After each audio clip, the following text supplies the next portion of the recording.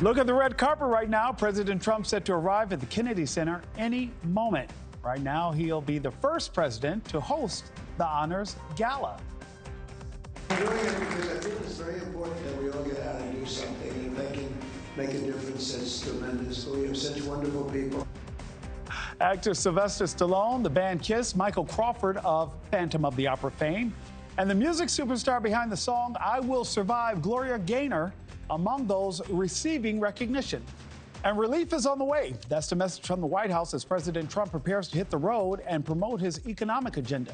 Mr. Trump blames the Biden administration for rising costs, calling it part of, quote, a Democratic hoax, and insisting that he's in the process of fixing it.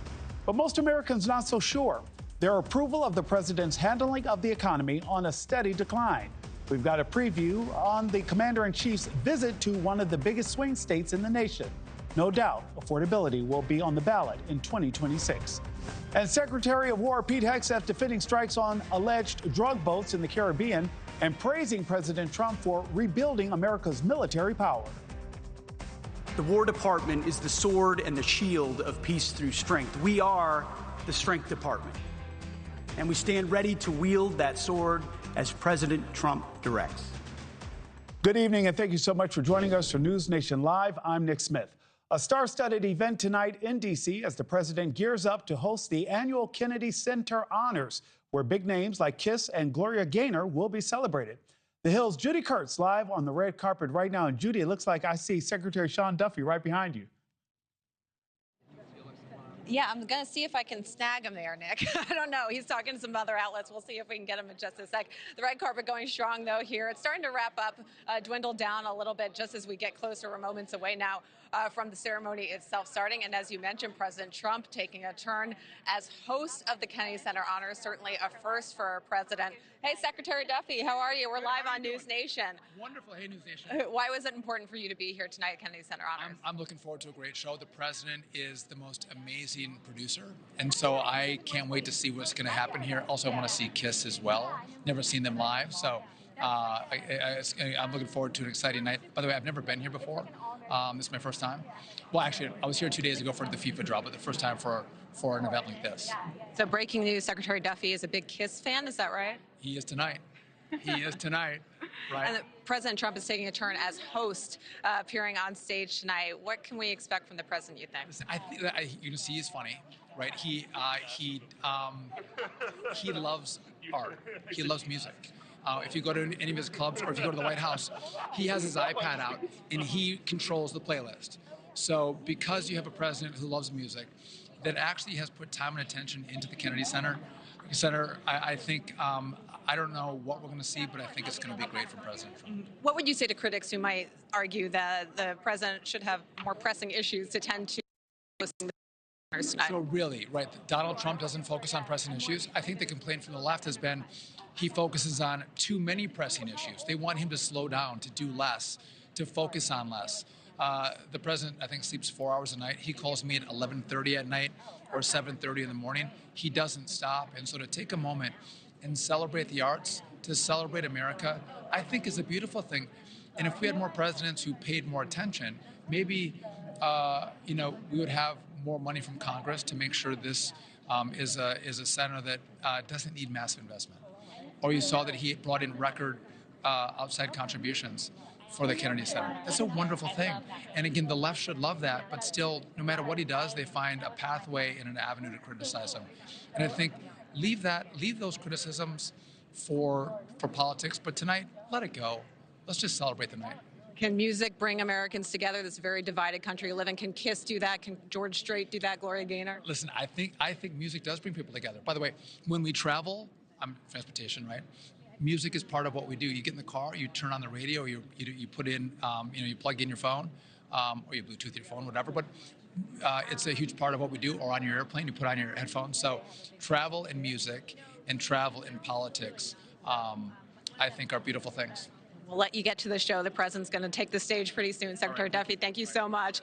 So you see there's a who's who here, Nick, of Trump administration officials. There's typically a who's who of Hollywood as well, a little bit on the lighter side with the Hollywood side of things, but we have spoken to many of the honorees who said this night is about music, about the arts, and not about politics. Nick? And Judy, I wanted to hear him bust out a line or two of I Will Survive, but you know, that's just me. Judy Kurtz live for us this evening. Judy, thank you so much. You want me to snag him, Nick? Don't do it. Thanks. Don't get us in trouble. With more coverage on tonight's Kennedy Honors, NewsNation's Hannah Brandt live at the White House. Hannah, I was just having a little fun with Judy. She had Secretary Duffy just a few seconds ago, but this is a big night. Hey, Nick. Yeah, I heard it. Great interview with Secretary Duffy there. Very revealing that there are a lot of administration officials looking forward to that night. President Trump has not left from here at the White House yet, though he's scheduled to do so any minute. And it is typical for the president to attend these Kennedy Center honors and sit in an Opera House box. Tonight, though, it's going to be different because President Trump is hosting the gala himself. This is a first for an American president and something President Trump noted at a dinner last night when he was celebrating this year's honorees. A lot of talent, as has ever been assembled under one roof. We've done something that they've never done before, and I'll be doing something that hasn't been done before. The President of the United States is hosting at the request of a certain television network. Now, this event is an annual tradition. Since 1978, the Kennedy Center Honors have recognized stars for their influence on the American arts and culture. These are this year's honorees. They include actor Sylvester Stallone, best known for starring in the Rocky and Rambo movies, legendary artist Gloria Gaynor, who topped charts with her feminist anthem, I Will Survive, the Hall of Fame rock band Kiss, country music star George Strait, and British actor Michael Crawford, who won awards for performing in Phantom of the Opera, as we know, one of President Trump's favorites. Now, back in his first term, President Trump skipped these honors altogether. But his more active role in this year's celebrations come as he works to take over the Kennedy Center. He overhauled the board at the start of his term and took on the role of Kennedy Center chair. Now he's overseeing renovations to the building, and he did secure more than $250 million of congressional funding for something you heard Secretary Duffy mention just minutes ago in that interview. Now, tonight's Honors Gala will highlight the careers of this year's honorees through performances and tributes from other stars. It'll be airing on TV later this month, with President Trump predicting the show will be the highest rated ever, Nick. Hannah, I have a quick question for you, though, and shifting gears a bit. The president is expected in Pennsylvania on Tuesday. What do we know about what he'll be doing while he's there? Well, Nick, this will perhaps be a more serious event, and it'll be the first trip President Trump is making specifically to talk about the issue of affordability. While we've seen some mixed messaging from the White House on this topic, the White House official telling us that this Pennsylvania event, President Trump will be talking about what they describe as the Trump administration's efforts to end Joe Biden's inflation crisis. So some finger pointing happening right now. And President Trump and his team have been touting dropping gas prices, but utilities like electricity are still going up in cost, and millions of Americans may soon see some rising health care premiums, with Affordable Care Act subsidies set to expire later this month. Though at a cabinet meeting just a few days ago, President Trump dismissed cost concerns. There's this fake narrative that the Democrats talk about, affordability. They just say the word. It doesn't mean anything to anybody. Just say it. Affordability. I inherited the worst inflation in history. There was no affordability. Nobody could afford anything. The prices were massively high. The word affordability is a con job by the Democrats. Some Republicans, though, have been recently saying their party does need to focus more on rising prices, which is expected to be a key issue in next year's midterm elections, Nick. Hannah Brandt live for us this evening. Hannah, thank you so much. With more on this, we turn now to Stephen Olacara, political analyst and partner at Builders Movement. Stephen, good afternoon.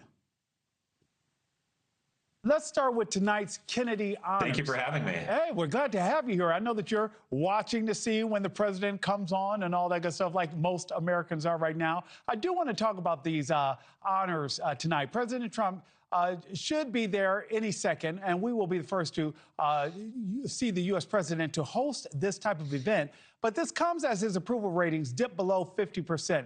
Is that looming over him at all?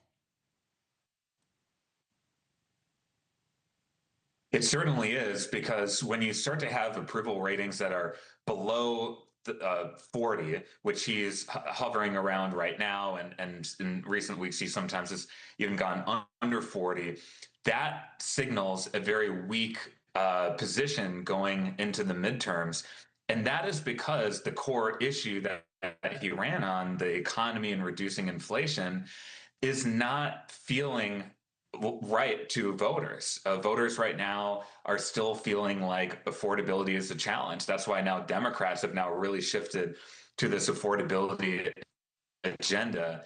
And so tonight he's presenting these Kennedy honors, and we're all excited to see it. I'm very particularly excited for KISS. I think that's a fantastic addition to the lineup. But at the same time, this happens at a time when Trump is facing some pretty tough numbers on the economy and his approval rating as a whole. Stephen Alikara, I want to thank you again for joining us this evening. Thank you. As Border Patrol operations ramp up in New Orleans and Minneapolis, local officials are pushing back. The Minneapolis mayor signing an executive order limiting ICE arrests in the city. Owned areas like parking lots and garage areas are not allowed. Meanwhile, officials in New Orleans vowing to request demographic data to ensure people are not being targeted based on race or ethnicity.